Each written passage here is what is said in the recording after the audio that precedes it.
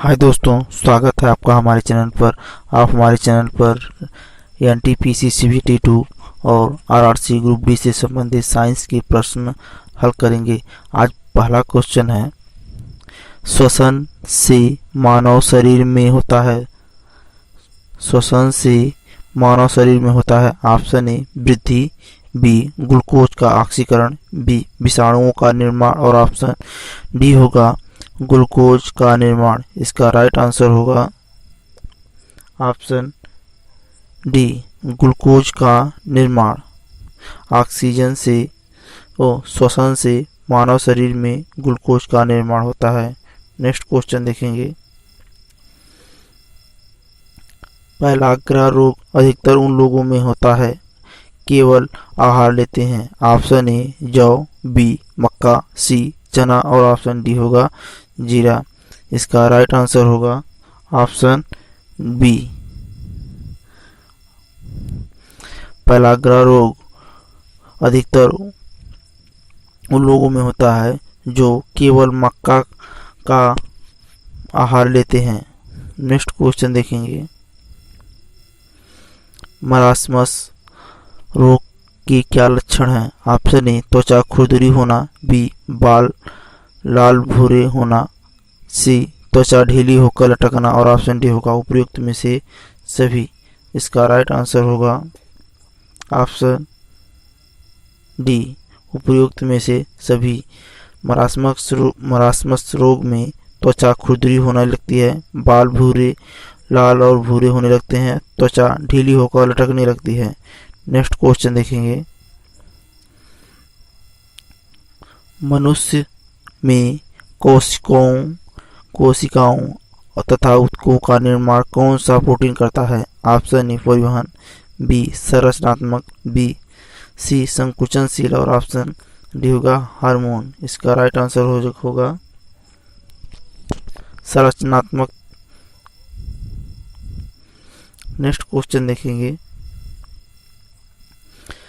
मृत और विघटित हो रहे तत्वों से जो जीवधारी अपना आहार करते हैं कहलाते हैं। ऑप्शन ए परजीवी, बी स्वयंजीवी, सी प्रकाश संश्लेषित और ऑप्शन डी होगा इनमें से कोई नहीं। इसका राइट आंसर होगा ऑप्शन डी। इसका राइट आंसर होगा ऑप्शन डी। मृत और विघटित हो रहे तत्वों से जो जीवधारी अपना आहार प्राप्त करते हैं उन्हें हम मृतपोषी कहते हैं। उसे हम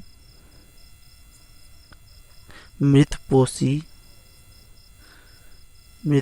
कहते हैं। मृतपोषी कहते हैं। और जो ऑप्शन ए है, ऑप्शन ए वे परजीवी होते हैं, वे प्राणी होते हैं जो दूसरे पर आश्रित होते हैं। नेक्स्ट क्वेश्चन देखेंगे, लेग्यूमिक्स पौधे को उगाने से मृदा की ताकत बढ़ जाती है, इस क्रिया को कहते हैं। ऑप्शन ए कार्बन स्थिरीकरण, बी नाइट्रोजन स्थिरीकरण, सी होगा जल चक्र, ऑप्शन डी होगा फसल चक्र। इसका राइट आंसर होगा ऑप्शन बी नाइट्रोजन स्थिरीकरण। लेग्यूमिक्स पौधों को उगाने से मृदा की ताकत बढ़ जाती है, इस क्रिया को हम नाइट्रोजन स्थिरीकरण कहते हैं। नेक्स्ट क्वेश्चन देखेंगे, कौन सी बात का वनोन्मूलन पर सीधा प्रभाव नहीं पड़ता है। ऑप्शन ई अम्ल वर्षा, बी वर्षा की मात्रा में परिवर्तन, सी ऊपरी भूमि स्खलन और ऑप्शन डी होगा जीव जंतुओं का पलायन। इसका राइट आंसर होगा ऑप्शन ई। इसका राइट आंसर होगा ऑप्शन ई। वनोन्मूलन का सीधा प्रभाव अम्ल वर्षा पर नहीं पड़ता है। नेक्स्ट क्वेश्चन देखिए, निम्नलिखित में से स्वपोषित का उदाहरण कौन सा है। ऑप्शन ए चिड़िया, बी स्तनधारी, सी कीड़े और ऑप्शन डी होगा पेड़। इसका राइट आंसर होगा ऑप्शन डी। स्वपोषित होते हैं। पेड़ स्वपोषित के उदाहरण हैं जो कि वे अपना भोजन स्वयं बनाते हैं। नेक्स्ट क्वेश्चन देखेंगे, वह जीव जो नाइट्रेट्स को स्वतंत्र नाइट्रोजन में परिवर्तित करता है। Option A Pseudomonas, B Rhizobium, C Azotobacter और ऑप्शन डी होगा क्लोस्ट्रीडियम। इसका राइट आंसर होगा स्यूडोमोनास। इसका राइट आंसर होगा स्यूडोमोनास। वह जीव जो नाइट्रेट्स को स्वतंत्र नाइट्रोजन में परिवर्तित करते हैं उसे हम स्यूडोमोनास कहते हैं। नेक्स्ट क्वेश्चन देखेंगे, निम्न में से कौन सी गैस ओजोन परत के लिए घातक है? ऑप्शन ए CO2, बी O2, सी O3 और ऑप्शन डी होगा N2। इसका राइट आंसर होगा CO2 कार्बन मोनोऑक्साइड, जो कि ओजोन परत के लिए घातक होती है। नेक्स्ट क्वेश्चन देखेंगे, परपोषियों से स्वपोषियों का विकास होने पर वायुमंडल में स्वतंत्र रूप से आई ऑप्शन ए N2 यानी नाइट्रोजन, बी हाइड्रोजन, सी CO2 यानी कार्बन मोनोऑक्साइड और ऑप्शन डी होगा O2 यानी ऑक्सीजन। इसका राइट आंसर होगा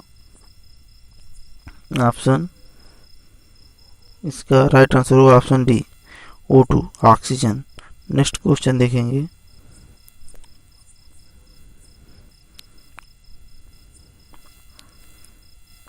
नाइट्रोजन चक्र कितने चरण में पूर्ण होता है? नाइट्रोजन चक्र कितने चरण में पूर्ण होता है? ऑप्शन ए 3, बी 4, सी 5 और ऑप्शन डी होगा 6। इसका राइट आंसर होगा ऑप्शन सी 5 चक्रों में पूरा होता है। नेक्स्ट क्वेश्चन देखेंगे,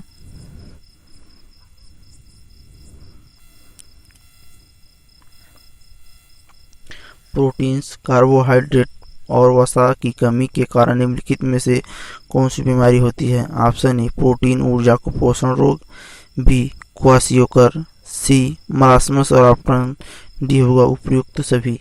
इसका राइट आंसर होगा क्वाशियोकर, जो कि प्रोटीन, कार्बोहाइड्रेट और वसा की कमी के कारण होने वाला एक रोग है। नेक्स्ट क्वेश्चन देखेंगे, निम्नलिखित में से कौन सा विषाणु जनित संक्रमण रोग नहीं है? ऑप्शन ए खसरा, बी कुष्ठ रोग, सी रेबीज और ऑप्शन डी होगा चेचक। इसका राइट आंसर होगा ऑप्शन बी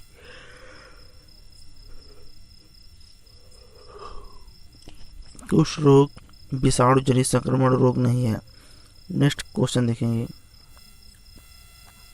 निम्न में टीका हमें किन रोगों से बचाता है? ऑप्शन ए उपापचयी रोग, बी अनुवांशिक रोग, ऑप्शन सी होगा हार्मोन संबंधी और ऑप्शन डी होगा विषाणु जनित। इसका राइट आंसर होगा ऑप्शन डी। इसका राइट आंसर होगा ऑप्शन डी, विषाणु जनित रोगों से टीका हमें रक्षा करता है। नेक्स्ट क्वेश्चन देखेंगे, किस रोग के लक्षण और कारण के बारे में पता करना कहलाता है?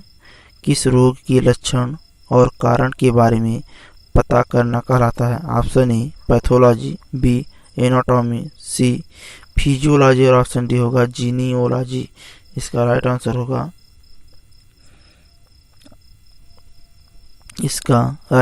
ऑप्शन ए पैथोलॉजी में हम रोग के लक्षण और कारण के बारे में पता लगाते हैं। नेक्स्ट क्वेश्चन देखेंगे, निम्न में से प्रोटोजोआ से कौन सा रोग होता है? Option A malaria, B hypertension, C giardiasis और ऑप्शन डी होगा ए एवं बी। इसका राइट आंसर होगा ऑप्शन ए मलेरिया। प्रोटोजोआ से मलेरिया होता है। नेक्स्ट क्वेश्चन देखेंगे, निम्नलिखित में से प्रोटोजोआ से बीमारी होती है? ऑप्शन ए चेचक, बी पोलियो, सी तपेदिक और ऑप्शन डी होगा मलेरिया। इसका राइट आंसर होगा मलेरिया। इसका ऑप्शन डी राइट आंसर होगा।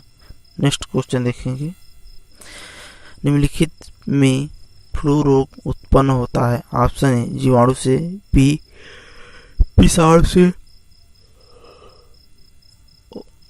और ऑप्शन सी होगा कवक से और ऑप्शन डी होगा शैवाल से। इसका राइट आंसर होगा विषाणु से। फ्लू निम्नलिखित में से फ्लू रोग उत्पन्न होता है? इसका राइट आंसर होगा ऑप्शन बी फ्लू रोग विषाणु से तो होता है। नेक्स्ट क्वेश्चन देखेंगे, निम्नलिखित में से विषाणु किससे बनते हैं? निम्नलिखित में से विषाणु किससे बनते हैं? ऑप्शन ए प्रोटीन से, बी आरएनए से, सी न्यूक्लियो प्रोटीन से और ऑप्शन डी होगा डीएनए से। इसका राइट आंसर होगा ऑप्शन सी न्यूक्लियो प्रोटीन से विषाणु का निर्माण होता है। नेक्स्ट क्वेश्चन देखेंगे, वह रोग जो आनुवंशिक कारणों से हो सकते हैं? ऑप्शन ए जैविक रोग, बी एलर्जी, सी आनुवंशिक रोग और ऑप्शन डी होगा आंतरिक घटक। इसका राइट आंसर होगा आनुवंशिक रोग। नेक्स्ट क्वेश्चन देखेंगे, निम्न में से हार्मोन वृद्धि की अधिकता से होता है? ऑप्शन ए विषमकायता, बी हेपेटाइटिस, सी दमा और ऑप्शन डी होगा हीमोफीलिया। इसका राइट आंसर होगा ऑप्शन